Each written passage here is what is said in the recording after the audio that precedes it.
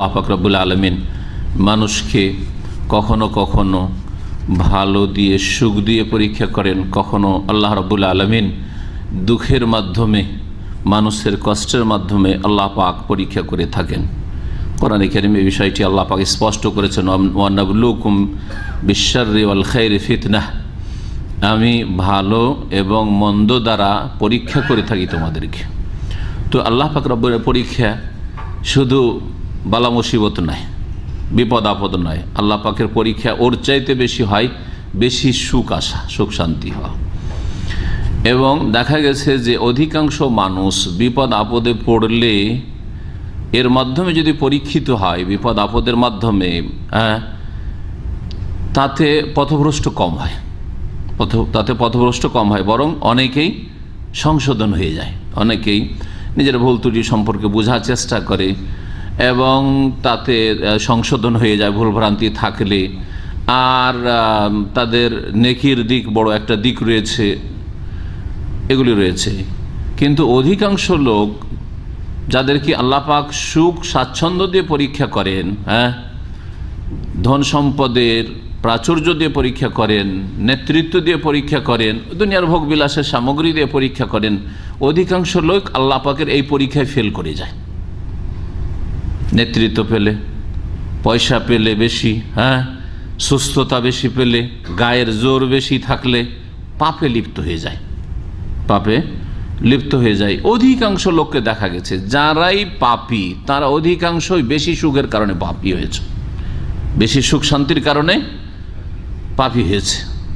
জালেমদের দেখেন, অধিকাংশ জালেমরা তাদের ক্ষমতার দাপটে পাপী হয়েছে, জুলুম করেছে।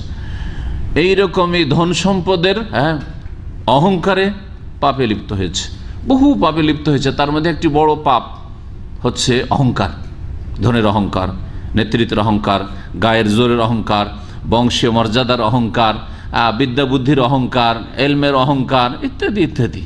জি হ্যাঁ, তো অধিকাংশ মানুষ মনে করে যে সুখ হইলে বেশি ভালো, বেশি টাকা হইলে আমার ভালো, বেশি সুখে থাকলেই ভালো, কখনো যেন বালা মুসিবতে না আসে, বিপদ আপদে না আসে। কিন্তু অধিকাংশ মানুষই জাহান্নামের রাস্তা ধরেছে, জান্নাতের রাস্তা হারিয়ে ফেলেছে, পথভ্রষ্ট গোমরাহ হয়েছে বেশি সুখের কারণে। কাল্লা ইন্নাল ইনসানা লা ইয়াতগা, আল্লাহ পাক বলছেন যে নিশ্চিত মানুষ সীমালঙ্ঘন করে, বাড়াবাড়ি করে, পাপে লিপ্ত হয়ে যায় যখন নিজেকে অনুভব করে, দেখে আর রাহুস্তাগনা, যে সে অভাব মুক্ত হয়ে গেছে, কোনো অভাব নেই, কারো পরোয়া করি না, কারো ধারধারি না, কি আমার সাথে চলুক আর না চলুক, এইরকম যখন হয়ে যায় তখন কি হয়ে যায়, লায়াতকা, মানুষ সীমালঙ্ঘন করে, বাড়াবাড়ি করে। আল্লাহ পাক আরও বলেছেন কোরআনে, ওয়ালাউ বাসাতাল্লাহু রিজকা লিইবাদিহি লাবাগাউ ফিল আরদ, মানুষের জন্য আল্লাহ পাক যদি তার বান্দাদের জন্য রিজিককে প্রশস্ত করে দিতেন, ধন সম্পদ আমাদের কাছে যদি প্রচুর হয়ে যেত, তো ভালো ভালো মানুষ লাবাগাউ ফিল আরদ, পৃথিবীতে সীমা লঙ্ঘন করত, বিপর্যয় সৃষ্টি করত, বিশৃঙ্খলা সৃষ্টি করত। অধিকাংশ লোকের জন্য ধন সম্পদ ফিতনা, নেতৃত্ব ফিতনা, বেশি সুস্থ থাকা ফিতনা, বেশি গায়ে জোর থাকা, প্রভাব থাকা ফিতনা, বেশি বিদ্যা বুদ্ধি অধিকাংশ লোকের জন্য ফিতনা। এগুলো হচ্ছে ফিতনা। আল্লাহ পাক রব্বের সমস্ত রকমের ফিতনা থেকে আমাদের যেন বাঁচিয়ে রাখেন। কিন্তু মানুষের স্বভাব সুখ চায়, সুখ দিয়ে যদি গুমরাহ হয়ে যায়, সুখের কারণে যদি জাহান্নামেও চলে যায়, তারপরে নগদ নগদ দুনিয়ার সুখ চায় অধিকাংশ লোক। আসলে বুঝে না, মাঝে মাঝে সুখের সাথে কিছু তিক্ততা আসলে মানুষের সংশোধন হয় এবং অহংকার কমে আসে। বহু হেকমত আছে। একটি আলোচনা আমার ইনশাআল্লাহ তাআলা হবে বালা মুসিবতের হেকমত সম্পর্কে, সেটা আজকে হবে না। গতকালকে একটা আলোচনা করেছিলাম বালা মুসিবতের ক্ষেত্রে আমাদের করণীয়, আমাদের করা কি উচিত। বেশ কিছু বিষয় উল্লেখ করেছি। ধৈর্য ধারণ করা, এটা হচ্ছে মেন বিষয় ছিল। আল্লাহ সম্পর্কে সুধারণা, ভালো ধারণা রাখা যে আল্লাহ আমাকে অসহায় ছেড়ে দেবেন না, আল্লাহ আমার সর্বনাশ চান না। তারপরে আল্লাহর উপরে ভরসা করা, ইত্যাদি। এইরকম বেশ কিছু বিষয় গতকালকে আলোচনা করেছি, সেগুলি আবার রিপিট করছি না, কারণ তাতে আবার সময় নেবে। আজকে বালা মুসিবতের ফজিলত, উপকারিতা, লাভ, বিপদ আপদেও লাভ আছে, বিপদ আপদেও লাভ আছে। এটা জানলে হবে কি, বিপদ আপদ আসলে আপনি ভেঙে পড়বেন না, কারণ আমার এই বালা মুসিবতের মাধ্যমে বেশ কিছু কল্যাণ হয়েছে বা বেশ কিছু কল্যাণ হবে। এই যে মানুষের একটা আশা, মানুষের যদি ভালো একটা আশা থাকে কোনো খারাপ কিছুতে, তাতেও সে শক্তিশালী হয়, তার মনোবল মজবুত হয়। এটা একেবারে সত্য কথা, কোরআন এবং হাদিসের কথা তো সত্যতে কোনো সন্দেহ নাই, কিন্তু এমনি বাস্তব সত্য কথা। জি হ্যাঁ, তো আজকে আলোচনা করব বালা মুসিবতের ফজিলত সম্পর্কে। নবী করিম সাল্লাল্লাহু আলাইহি সাল্লামের ওপর বালা মুসিবত এত বেশি এসেছে যে বালা মুসিবত কারো ওপর আসেনি, ঠিক না? জি, যে যত বড় নেক বান্দা তার ওপর তত বেশি বালা বিপদ আপদ এসেছে। হ্যাঁ, তাদের পাপের কারণে আসেনি, তাদের ভুলের কারণে আসেনি। হ্যাঁ, তাদেরকে আল্লাহ পাক কোনো শাস্তি দিতে চাননি, বরং তাদের মর্যাদাকে উঁচা করতে চেয়েছেন। হ্যাঁ, তাদের নেকির ব্যালেন্সকে বাড়াইতে চেয়েছেন, তাদেরকে দুনিয়া এবং আখিরাতে বহু মর্যাদা যে দান করেছেন, সেগুলির জন্য কিছু মাধ্যম, কিছু প্রয়োজন, কিছু নেকি দরকার, কিছু ভালো কাজ দরকার, সেগুলি আল্লাহ পাক সেগুলির ব্যবস্থা করার জন্য এই বালা মুসিবত দিয়েছেন। বালা মুসিবতের ক্ষেত্রে ধৈর্য ধরতে হবে। ধৈর্য ধারণ সম্পর্কে বেশ কিছু আয়াত কালকে পেশ করেছিলাম, আর দু একটি আয়াত আমি পেশ করি, কারণ ধৈর্যের বিষয়টি অত্যন্ত কষ্টকর মানুষের জন্য। ধৈর্য ধরা অত সহজ নয়। ধৈর্য ধারণ করা যদি মানুষ কোরআন এবং হাদিস না চর্চা করে এবং ঈমান তার শক্তিশালী না হয়, মজবুত না হয়, তাহলে ধৈর্য ধরাটা এত সহজ ব্যাপার না, ভেঙে পড়ে মানুষ। কিন্তু ধৈর্যের বড় ফজিলত রয়েছে। আল্লাহ পাক সূরা জুমারের আয়াত নম্বর 10 ইরশাদ করছে, ইন্নামা ইউআফাস সাবিরুনা আজরাহুম বিগাইরি হিসাব, নিশ্চয়ই ধৈর্যশীলদেরকে তাদের পুরস্কার দেওয়া হবে পূর্ণ মাত্রায়, বিগাইরি হিসাব, বেহিসাব। আল্লাহ বলছেন বিগাইরি হিসাব মানে বেহিসাব, বিনা হিসাবে। কত যে তাদের পুরস্কার রয়েছে আর বদলা রয়েছে, কোনো হিসাব নেই আল্লাহ পাকের কাছে। আর ধৈর্য বালা মুসিবতের ক্ষেত্রে, বিপদ আপদের ক্ষেত্রে ধরতে হয়। এটা হচ্ছে সবচেয়ে যেটা ধৈর্যের এমন একটা প্রকরণ যেটা গুরুত্বপূর্ণ এবং সেটা সবাই বুঝে। ধৈর্য যদিও 3 প্রকারের, ধৈর্য কত প্রকারের?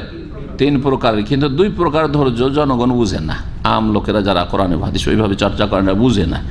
3 রকমের ধৈর্য আছে। আস-সাবরু আলা তাআতিল্লাহ, হ্যাঁ, আল্লাহর আনুগত্য, নেকির কাজের ওপর অটলতা, এটা ধৈর্যের প্রয়োজন।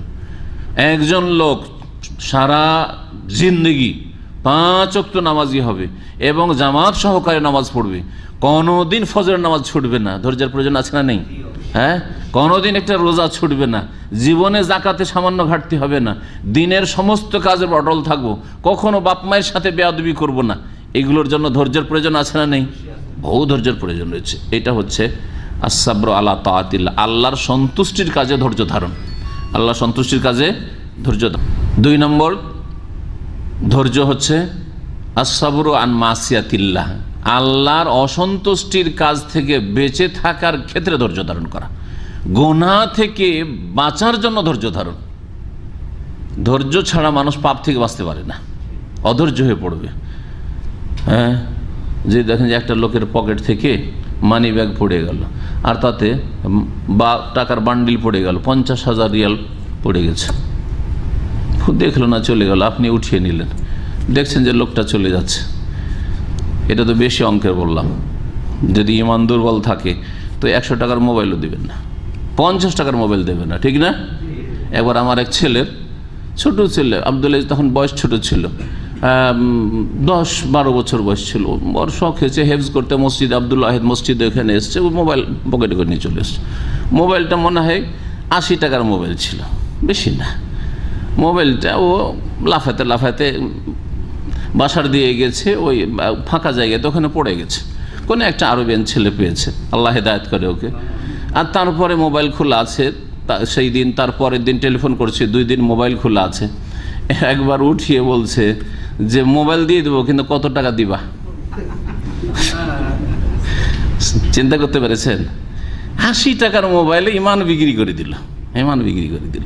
তা 80 টাকাতে কেউ যদি ইমান বিক্রি করে, তাহলে 10,000 রিয়াল যদি থাকে, 50,000 রিয়াল যদি থাকে, বা 4,000 রিয়াল যদি একটা বা দামি মোবাইল হয়, তাহলে কি করবে না? ধৈর্যের প্রয়োজন আছে না নেই? জেনা ব্যভিচারের ক্ষেত্রে নেই স্ত্রী আর যুবক মানুষ আর পেয়ে গেছে ওই রকম শিকার, হ্যাঁ, ধৈর্যের প্রয়োজন আছে না নেই? ধৈর্য ছাড়া কেউ গুনাহ থেকে বাঁচতে পারবে না। অথবা কোনো একটা ভুল কল চলে এসছে, মহিলার আওয়াজ লেগে গেল, ওর পিছিয়ে লেগে গেল, বিরক্ত করতে শুরু করলো, রাত দিন যখন তখন কল দিচ্ছে। অধিকাংশ মানুষ এইরকম বদ প্রকৃতির অধিকাংশ মানুষ রাত 2-3টাতে টেলিফোন চলে আসছে। আশ্চর্য হয়ে যাবে না, ও শিকারি তলাশ করে বেড়াচ্ছে, আশ্চর্য হয়ে যাবেন আপনি। জি, আর এগুলি ইহুদি নাসারাদের বাচ্চা না, এগুলো মুসলিমদের এক শ্রেণীর বাচ্চা, অসৎ। জি, তাহলে গোনা থেকে বাঁচার জন্য কত ধৈর্যের প্রয়োজন রয়েছে। আসসাবর আন মাসিয়াতিল্লাহ। তৃতীয় ধৈর্য হচ্ছে আসসাবর আলা আকাদারিল্লাহ আল মৌলিমা, কষ্টদায়ক তকদিরের, ভাগ্যের ওপর ধৈর্য ধারণ করা।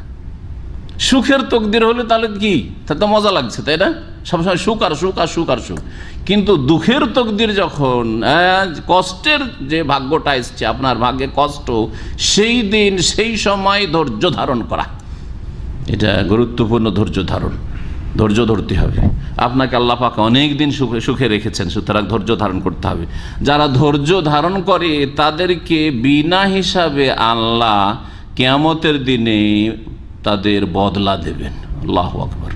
জি, কি বদলা হবে? সূরা মুমিনুনের আয়াত নম্বর 111-তে আল্লাহ বলছেন, ইন্নী জাযাইতুহুমুল ইয়াওমা বিমা সাবারু, আজকে আমি এই বিচার দিবসে কিয়ামতের দিনে ধৈর্যশীলদেরকে বদলা দেব, বেমা সাবারু, তাদের ধৈর্যের বিনিময় হিসাবে, ধৈর্যের বদলা হিসাবে।